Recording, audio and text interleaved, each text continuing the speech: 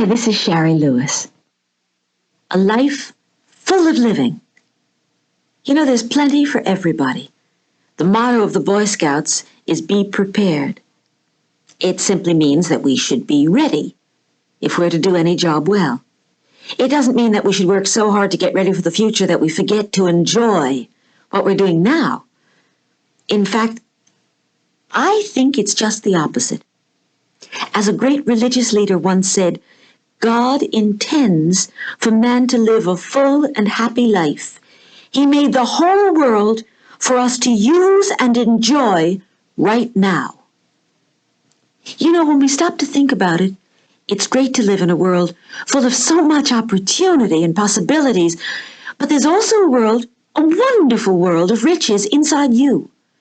You have within you the strength, the imagination, the dreams, the ideas to do fantastic things in life. When we think about all the things inside of us and also in the world outside of us, then we know there is plenty for everybody to enjoy a life full of living. The problem is in discovering where all this treasure is hidden. Sometimes opportunities which are part of the treasure are right there under our noses. We don't even see them. It's difficult to believe that about 70 years ago, a very foolish man suggested that everything that could be invented had been already thought of. Can you imagine? Since he made that announcement, there have been more new inventions and discoveries than in all the rest of human history. Don't look for limits or boundaries. Look for opportunities. Look for chances to do new and different things. There are only 8 notes on the musical scale. But when the notes are put to use by a creative composer, wow, look what those 8 notes can become. A Bach symphony or a Beatles hit record, right? Well, be the kind of person who sees new opportunities everywhere, even in your own failures. As long as you're alive, you always have another chance. The whole world is yours. Use it wisely, and you will have a good life that's full of living. One of the reasons your life can be so full and abundant is that you live in a free land. Freedom has been so precious to Americans that millions have died to make sure that you and I would be free. And the truth is that very few people in all the world have ever enjoyed as much freedom as you and I do today. Let's talk for a moment about living in a free land. Living in a free land means you can be you. You don't have to be like everybody else. You can decide what kind of person you want to be. When you grow up, you can live where you want to live. Choose your own job, your clothes, your own friends. Living in a free land means being able to go to school. If you lived years ago in Europe, or even here in America, you probably would not have gone to school. Oh, unless your father were very wealthy, you would have had to begin work when you were 6, 7. By the time you were 10 or 12, you would probably have worked 10, 12 hours a day. If your father were a cobbler, you learned to make shoes while you were just a little boy, and you made shoes for the rest of your life. A girl would learn as a child how to cook and to sew. When she was 14 or 15, she would marry a boy her parents had chosen, and she'd spend the rest of her life doing long hours of housework. And she didn't have automatic washing machines and other appliances to make her work easy. Today, in many countries, children don't have the opportunity to go to school long enough to prepare for the kind of work they would like to do as adults.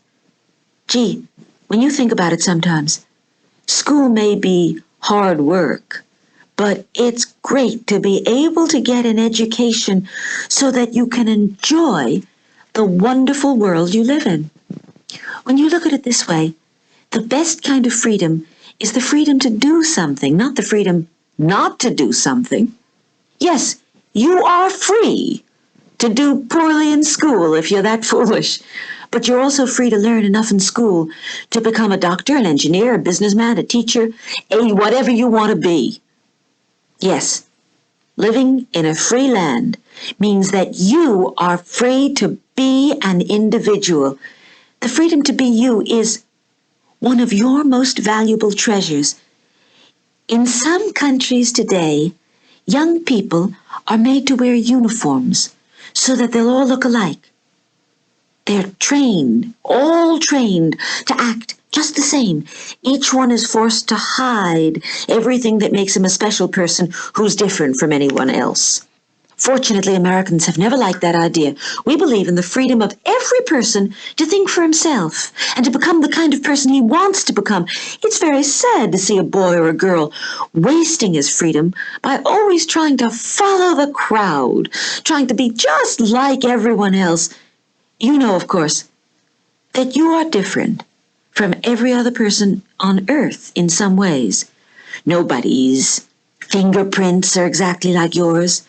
Nobody's ears or teeth are exactly like yours. Even your voice is one of a kind.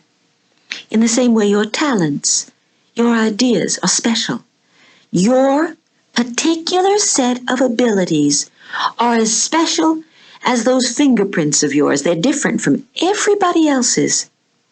If you are to be the best person you can possibly be, you've got to work on developing your abilities, not those you wish you had. It's good to have a hero and try to be like him, just so you don't feel that you have to be exactly like him. Following a hero or an ideal is one way to develop and improve the talent you have. But remember, you must be responsible for your own abilities, not those of your hero or anyone else. You are very special.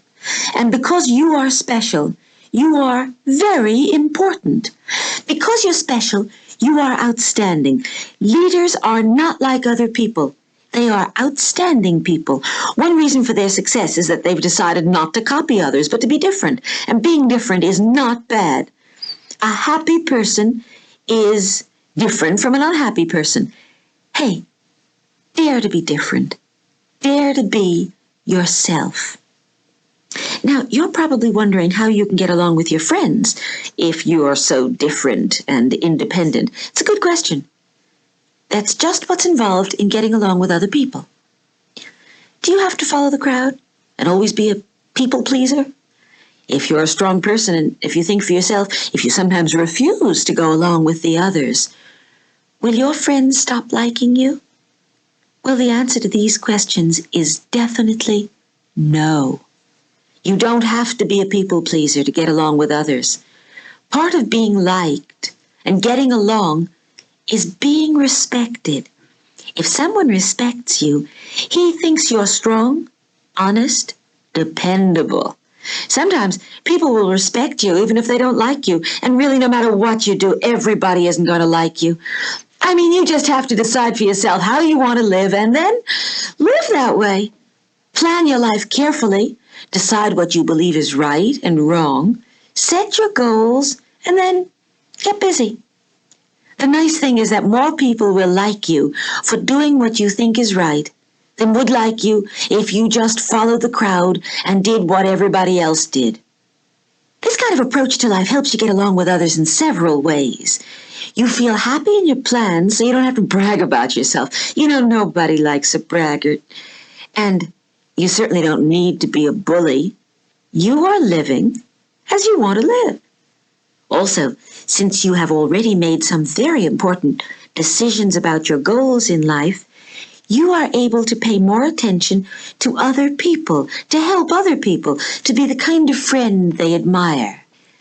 The finest way to get along with people is to be interested in them. When a friend is lonely, keep him company, cheer him up. When he's troubled about a problem, help him. Be known as the most polite boy or girl around. And you won't have to worry about getting along with people, regardless of their ages. Everybody likes people who are kind and helpful. Remember two things we talked about earlier, the gift of forgiveness and the golden rule? Well, nobody's perfect. You will make mistakes. So will other people. Be willing to forgive and to be forgiven. And always think to yourself, how would I feel if I were the other person? How would I want to be treated? Now, of all the people that you need to get along with, let's face it, the most important are the other members of your family. So let's consider your place in the family. Every member of a family is an important member. Each one has important responsibilities. As a child, your place in the family is different from that of your mother or father, but it's still important. Do you know your family cannot be a really good family without your help? Not any more than it could be a really good family without the help of your father or your mother. Dad is the head of the family. Now, this doesn't mean he's the big boss as much as it means that he is the leader. He has a big responsibility, providing a house, food, clothing, medical care, all the other things you need. Mom's part in the family may be different from Dad's. She may cook, clean, care for the baby. She may drive you to school or to dancing practice. She reads stories and bandages skinned knees. I know she's there when sickness comes. Many moms work at a regular job, such as being a secretary or a doctor or a nurse or an executive or a teacher. Well, then there's you and your brothers and sisters. Now, you're not parents, so you don't have to make a living or do all the cooking, but you do have some important things to do. One is being a helper. Little things that you can do, such as taking out the garbage, raking the leaves, dusting the furniture. That's a big help. This is especially true if Mother works all day at a job away from home. When you think about it, Mom and Dad's do an awful lot for us. Aren't you really glad that there's something you can do to help them? Probably the most important task we have in the family is not a job at all. It's simply to be loved and to love. When a mother cares for a house, she's telling her family how much she loves them. And as you help around the house, you are returning her love. And at the same time, you are learning how to be a good parent yourself someday. It's great to have people love us as much as our families do. So be proud of your family. Do your best to make it the best, the finest family in the world. You can. You can by being a good person. You can by being helpful to your parents, kind to your brothers and sisters. Your family needs you, and you need your family. Your family is a great team. Play on that team. Do your part. For the rest of your life, you'll be happy that you did. To get the most from Adventures in Growth, you should listen to each lesson once a day for 6 days. So that the tape in your cassette for this lesson will be in the proper position the next time you want to listen, press the button marked REW on your tape player until all the tape is on the left-hand spindle. You can see the tape through that little window in your cassette. If this is the 6th time for you to listen to this lesson, and if you're ready to proceed to the next lesson, press the button marked Fast Forward on your tape player until all the tape is on the right-hand spindle. The tape will then be in the proper position when you wish to review Adventures in Growth.